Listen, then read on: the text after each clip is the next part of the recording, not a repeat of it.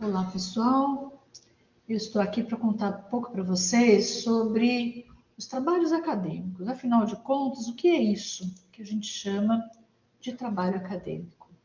Bom, em termos gerais, a gente pode pensar que o trabalho acadêmico ele é um produto elaborado por nós com o objetivo de informar a respeito de um determinado assunto ou um determinado conteúdo, ou então para construir e apresentar um conhecimento a respeito de um tema ou problema proposto. Exemplos de trabalhos. Eu vou explicando, imagino que as coisas possam ir ficando mais claras. Né? Exemplos de trabalhos acadêmicos. Resumos. Então, eu posso fazer um resumo, uma resenha de um filme, por exemplo, de um livro, de uma apostila, de um capítulo de livro. Posso fazer uma sistematização de definições diferentes de um mesmo termo, por exemplo, sustentabilidade, ética. Então, alguém, um professor no caso, ou professora, pode pedir que eu leia uma determinada coisa e faça uma sistematização dos sentidos ou das definições que são dadas por autores diferentes para um determinado termo, para uma determinada palavra, por exemplo, um conceito, né, por exemplo. Então, isso também é um tipo de trabalho acadêmico. Eu posso fazer um trabalho de conclusão de curso, para quem já está concluindo o curso, né, faz o trabalho de conclusão de curso, é um trabalho acadêmico. Eu posso fazer um projeto, eu posso fazer um seminário, eu posso fazer um artigo científico, né? Eu posso fazer, sei lá, um jogo e entregar isso como trabalho acadêmico. Então, existem muitos formatos.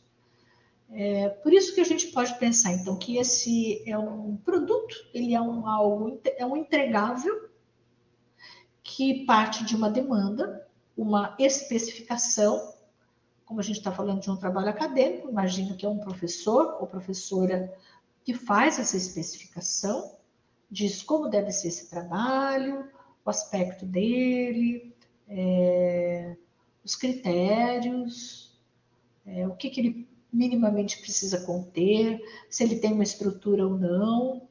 Então, o professor, ele dá as características, né, daquilo que vai ser feito, ele diz o nome daquele tipo de trabalho, e a pessoa que faz o trabalho, o estudante ou a estudante, se põe, então, a buscar aquelas informações, a construir um conhecimento.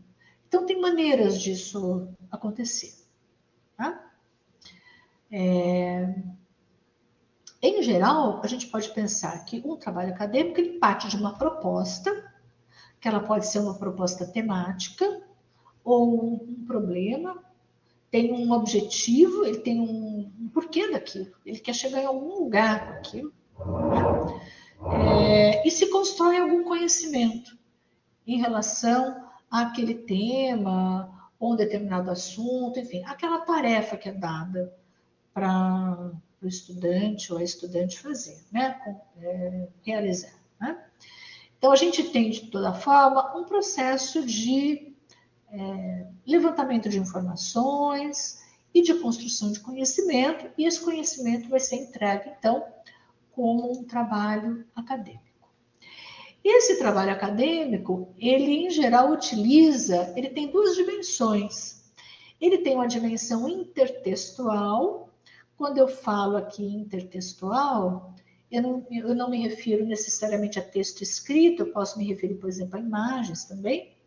Então, eu estou tratando o texto assim no sentido amplo do termo. Tá? Então, no plano daquilo que se apresenta, ou da imagem, ou da linguagem escrita, uma linguagem visual ou escrita,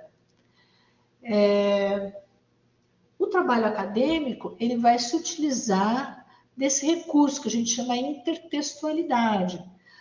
Para eu fazer alguma coisa, eu, como estudante, autora do meu trabalho, eu vou ter contato com outros autores, eu vou consultar obras, eu vou ler, eu vou ter contato com imagens com que outras pessoas fizeram, né? Eu vou me alimentar. Então, esse repertório que vem do outro, ele vai ser incorporado ao meu repertório, e quando eu termino o trabalho e entrego o meu trabalho, aquele meu trabalho apresenta um plano intertextual, ou seja, é a minha capacidade de elaborar numa determinada linguagem alguma coisa, juntamente com o conhecimento que foi produzido por outra pessoa e que eu tive contato e me alimentei dele e trago ele para o meu trabalho.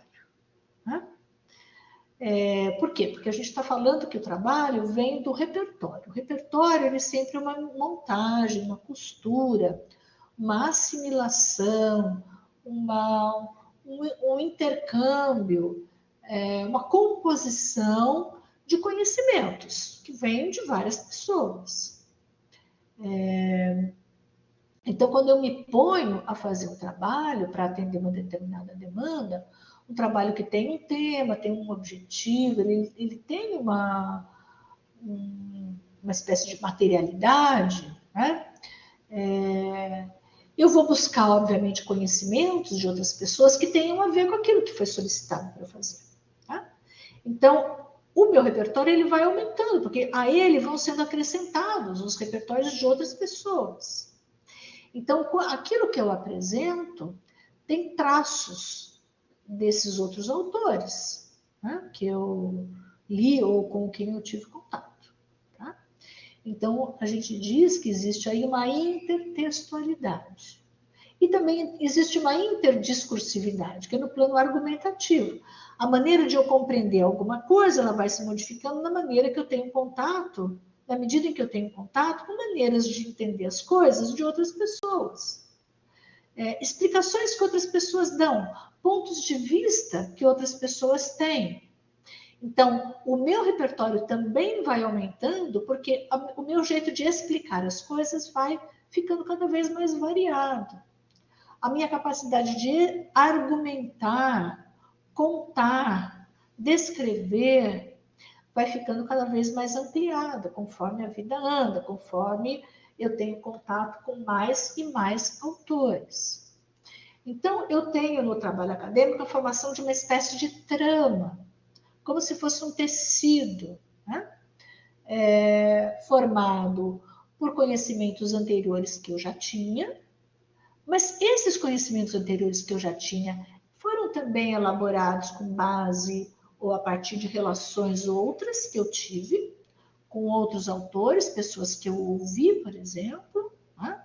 A gente sempre está dentro dessa trama, nos fazendo com isso. Né? Você já deve ter ouvido a palavra intersubjetividade, ou seja, como eu, como uma subjetividade, me faço, me elaboro, me construo a cada vez, todos os dias, quando eu tenho contato com outras subjetividades, outras pessoas, que vivem outras realidades e que têm outras maneiras de entender as coisas, outras explicações, outras informações. Né? Então, a todo momento, todos nós estamos participando dessa grande teia de relações. E isso vai aparecer no trabalho acadêmico. Daí a importância de a gente ter consciência sobre esse fenômeno. Né? Ele não é certo nem errado. Ele simplesmente se põe. Por quê? Porque o trabalho acadêmico ele vem dessa intersubjetividade. Tá? Estou usando aqui a palavra intersubjetividade como uma construção da subjetividade, ou seja, da individualidade de um sujeito, né? E que se faz na relação com outros sujeitos. A nossa vida é toda construída assim, em relações de interdependência. Né?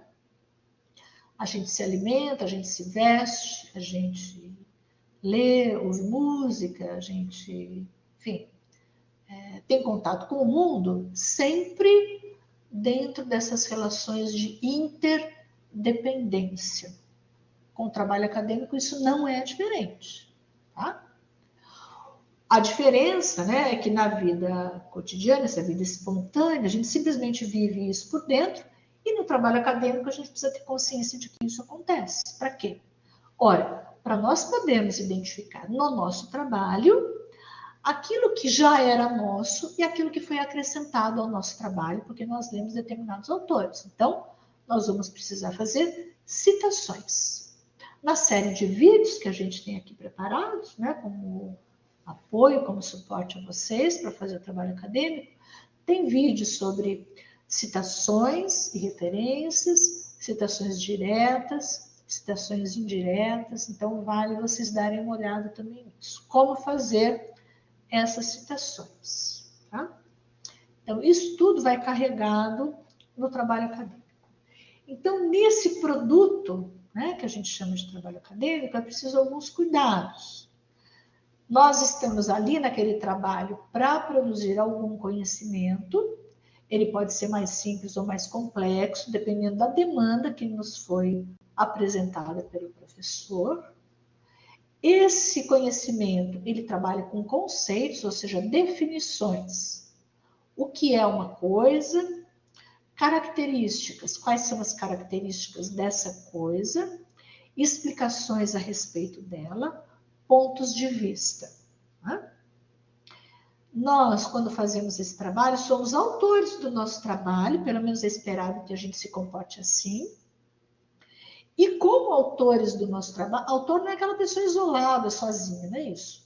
Autor é aquela pessoa que tem consciência de que é autor ou autora e que lida, então, com um conhecimento que ele é objetivado, ou seja, ele é organizado ou estruturado em um tema, em um problema ou objetivo, ele tem uma metodologia, ou seja, um como eu faço aquilo, como eu construo esse conhecimento, e quando eu faço isso, eu sei de antemão que eu vou construir esse conhecimento tendo contato com conhecimentos outros, de outros autores.